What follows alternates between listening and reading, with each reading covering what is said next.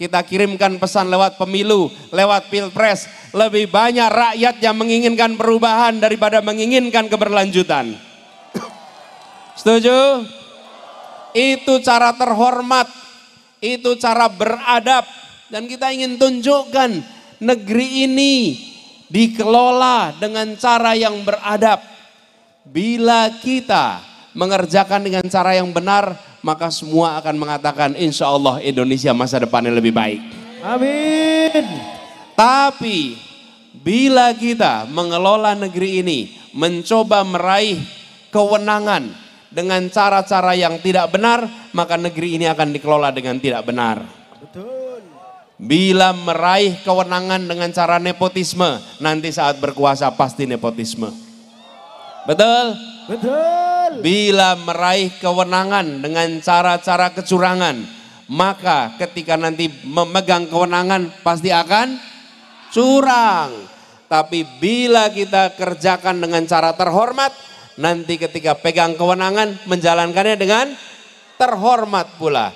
Kita orang-orang yang terhormat, mari kita menangkan pemilu besok, pilpres besok untuk Indonesia yang lebih adil. Siap? Siap. Amin. Amin.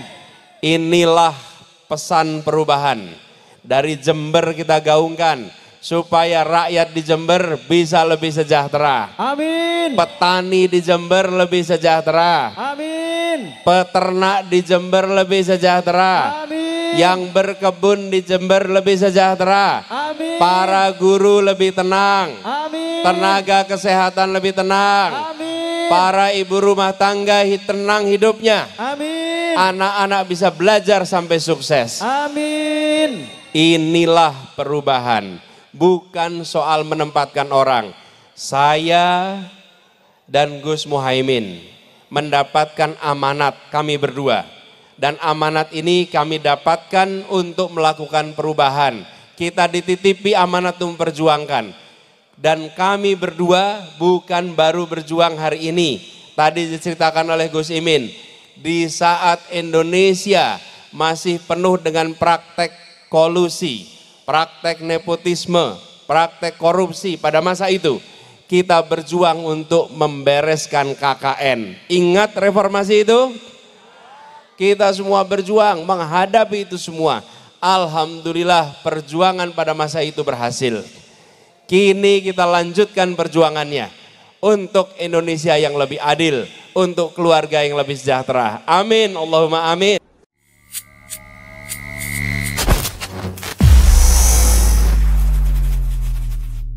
Pilih siapapun asal bukan nepotisme. Jadi barangkali silahkan pilih Anies asal jangan Prabowo Gibran.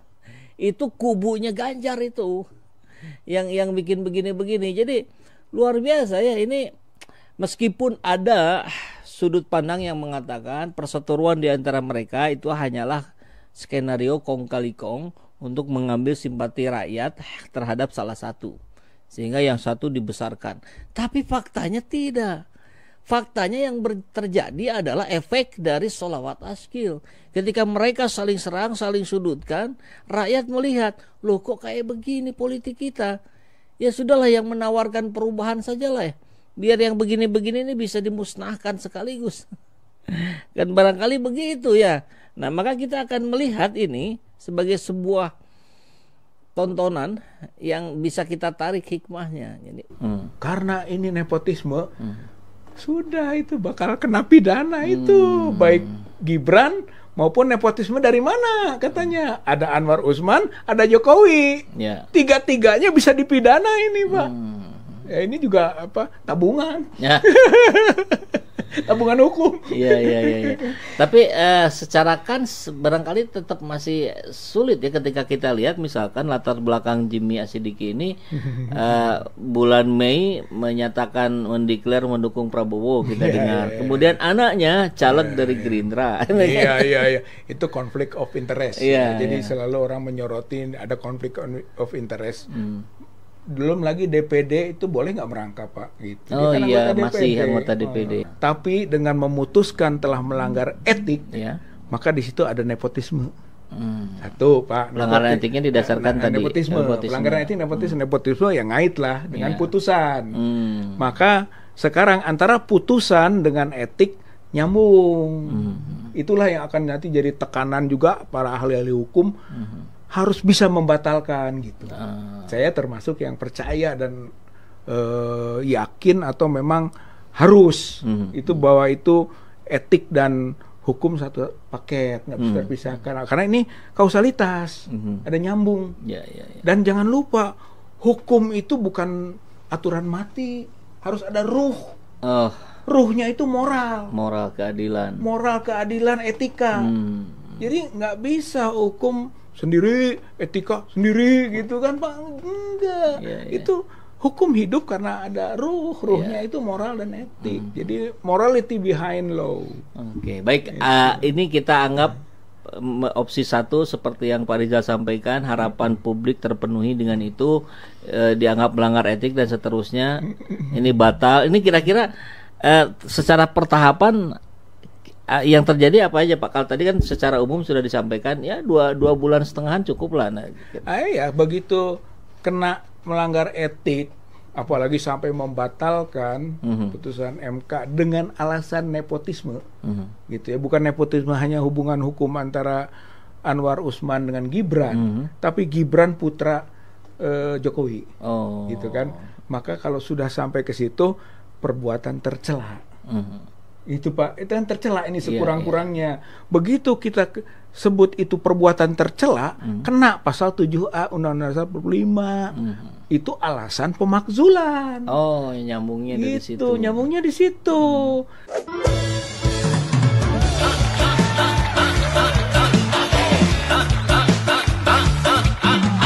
Pengen ke sekolah, tak perlu ke kota, cukup di sini saja. Nyawa cuma satu, kepengennya sehat, fasilitasnya ada.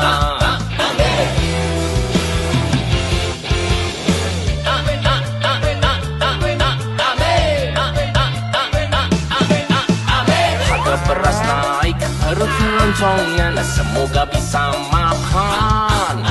Gajiku pas-pasan, gak punya tabungan, semoga bisa mapan.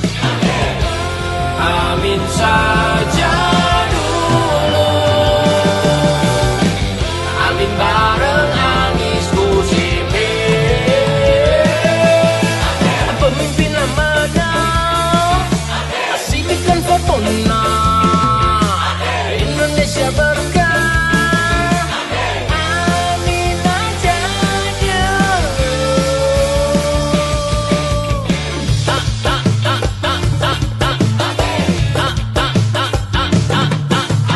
Pengen nonton konser di lapangan desa, gak usah ke Jakarta.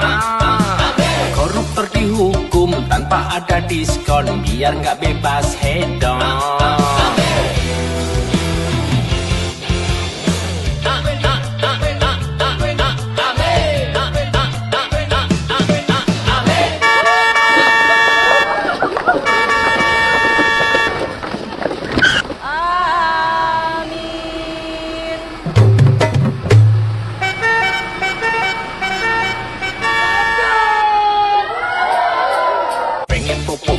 Petani sejahtera, sembako turun harga.